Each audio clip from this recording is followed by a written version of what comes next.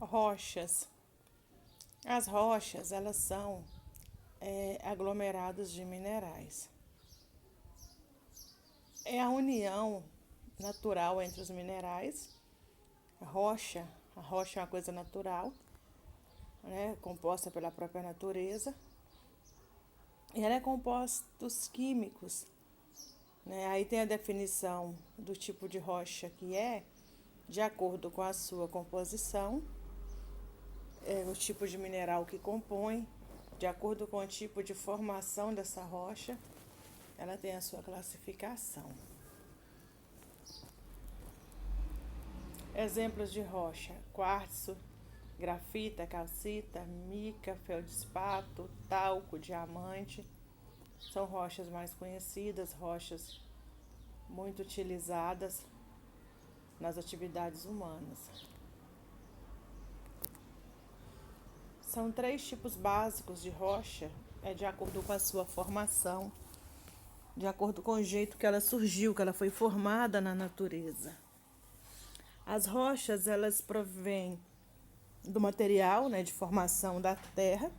Quando a Terra foi formada, através do Big Bang, foram formados todos os astros, todos os planetas, cometas. E esse material vem daquela bola de fogo, material incandescente. Formou a Terra passou por um processo de resfriamento, solidificação dessa camada externa, rochas. O interior da Terra, o núcleo da Terra, ele ainda está mais original. Ele é um material que não ainda solidificou, não formou a rocha. Apesar de que o núcleozinho lá, a parte interna do núcleo, ele é sólido por causa da grande pressão. Mas as rochas, essa parte aqui de fora que resfriou. E são 3 tipos básicos de rocha: ígneas ou magmáticas, as sedimentares e as metamórficas. As ígneas ou magmáticas, elas são rochas provenientes do magma, rochas que estão surgindo daquele material lá do centro da Terra.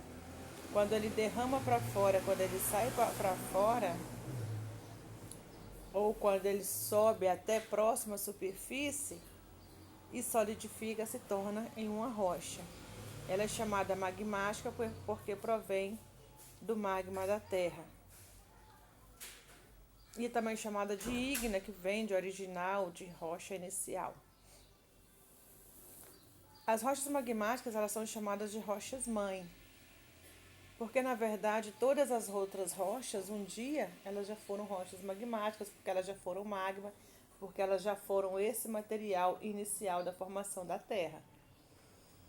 E essas rochas chamadas ígneas ou magmáticas, elas dividem em 2 tipos. Elas podem ser ígneas ou intrusivas ou plutônicas. As intrusivas ou plutônicas quer dizer que elas não derramaram para fora da superfície da Terra. Quer dizer que elas chegaram próximo à superfície da Terra e solidificaram e condensaram, se tornaram em rochas. E o resfriamento, porque ficou dentro do interior da Terra, não saiu para fora, esse resfriamento ele é lento. Essa rocha, esse material vai se formando mais lentamente, é de formação mais lenta, solidificação mais lenta e resfriamento mais lento. Agora as rochas ígneas, quando elas são extrusivas ou vulcânicas, são aquelas que derramam para fora da superfície da Terra, que afloram. Quando acontece isso, a gente chama de vulcanismo, por isso elas têm esse nome, vulcânicas, porque houve um derramamento fora da superfície da Terra, houve um derramamento de larva, material magmático e solidificação e se transformou em rocha. Quando um vulcão está em erupção, que está saindo aquele magma, aquele material. E esse resfriamento ele é bem mais rápido se comparado com as plutônicas que ficam dentro do interior da Terra. Ele é mais rápido porque encontra a superfície mais fria da Terra aqui de fora. E outro tipo de rocha são as metamórficas. Nós acabamos de falar das magmáticas ou ígneas, e que elas dividem em dois tipos. Agora as metamórficas. As metamórficas é quando a rocha se transforma. Quando ela modifica e se transforma em uma nova rocha, um novo tipo de rocha. A metamórfica lembra metamorfose da borboleta, a transformação da lagarta que enclausura e vira uma borboleta. A rocha metamórfica é parecido porque ela tem uma estrutura, uma característica, e ela se transforma totalmente, modifica e vira uma outra rocha. É importante entender aqui que ela não desagrega em partículas, ela não solta as partículas para condensar e formar a nova rocha, não. A mesma rocha, ela sofre um processo de transformação em uma outra rocha. E por que isso acontece?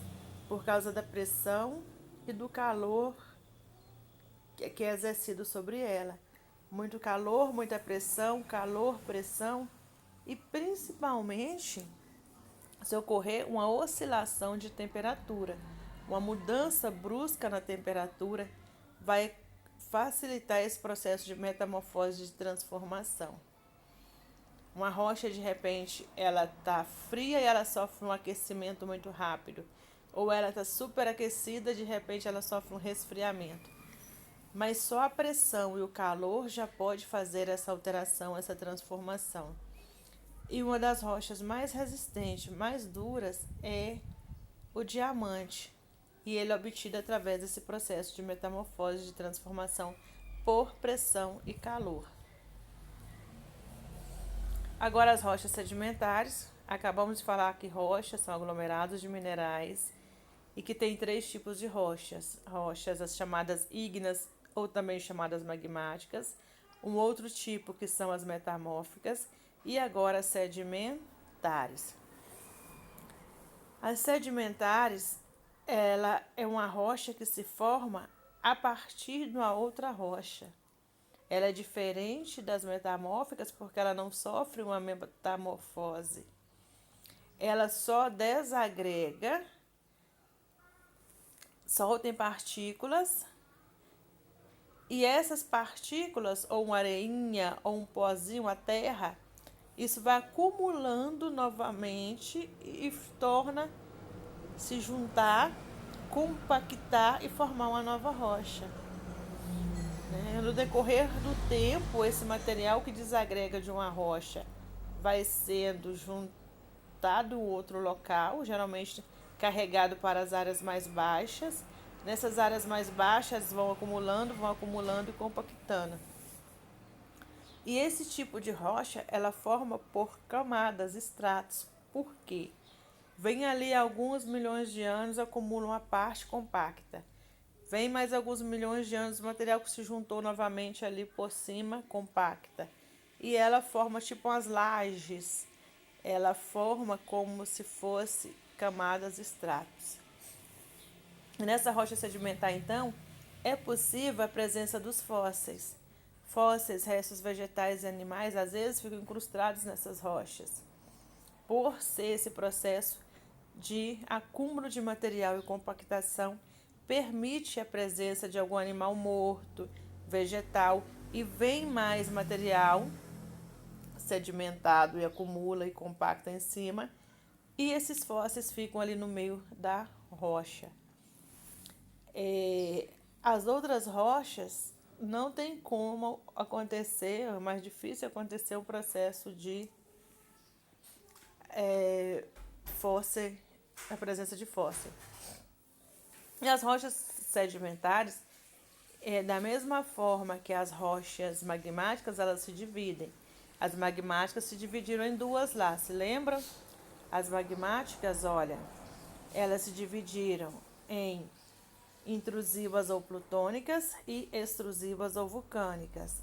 A metamórfica não tem uma subdivisão, ela só sofreu metamorfose e cria vários tipos de rocha a partir dessa metamorfose, que pode ser gneiss, que é o que é do granito, vem a ardósia, que formou a partir da argila, o mármore, que formou através do calcário.